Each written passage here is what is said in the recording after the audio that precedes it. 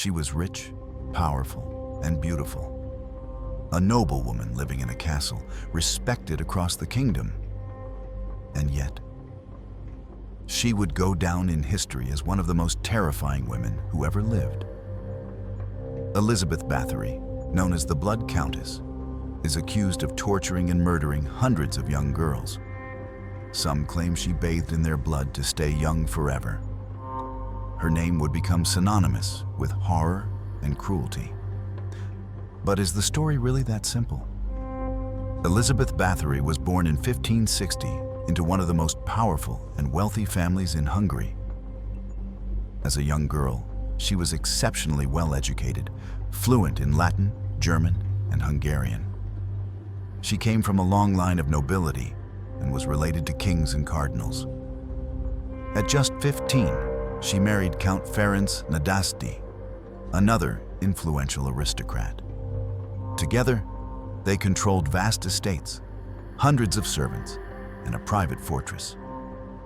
Elizabeth quickly proved to be intelligent, disciplined, and politically capable, managing land, settling disputes, and making decisions that earned her both admiration and fear. But something began to change behind the stone walls of her castle. Young servant girls started vanishing. Rumors circulated about unusually harsh punishments, girls being whipped, burned, or locked away without food. Some whispered about dark rituals in hidden rooms. Others claimed Elizabeth had become obsessed with preserving her youth at all costs. Her appearance remained striking even into her 40s, fueling the belief that she was practicing something unnatural, something forbidden. Then came the legend that would define her for centuries. One day, after slapping a maid, she noticed blood on her hand. According to myth, she believed it made her skin appear younger and smoother.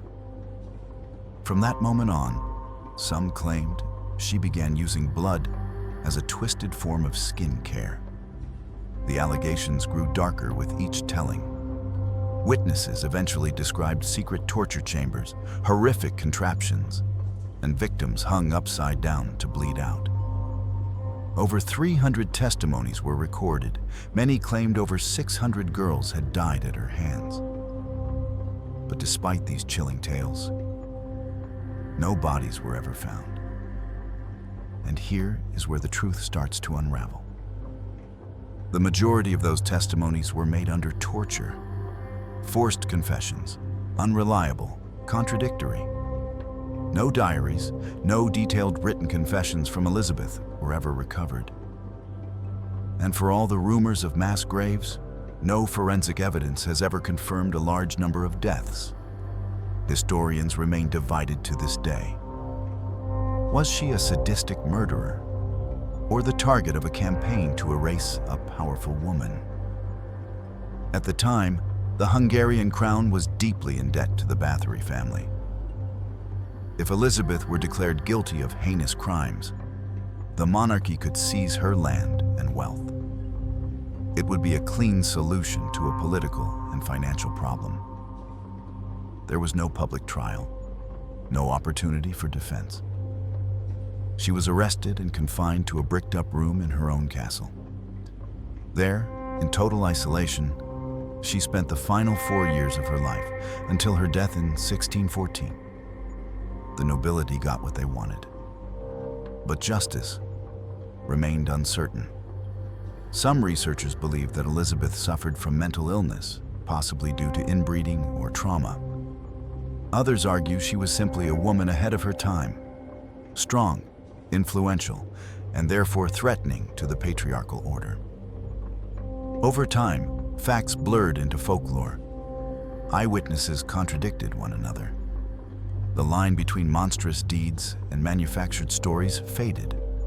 What remains is a portrait of a woman trapped between fear, power, and myth.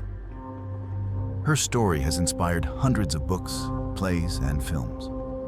She appears as a vampire, a witch, a ghost, always beautiful, always deadly.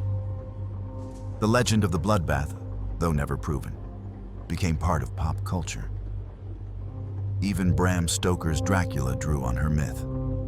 And today, she is still invoked as a symbol of corrupted vanity, the woman who would kill to stay young.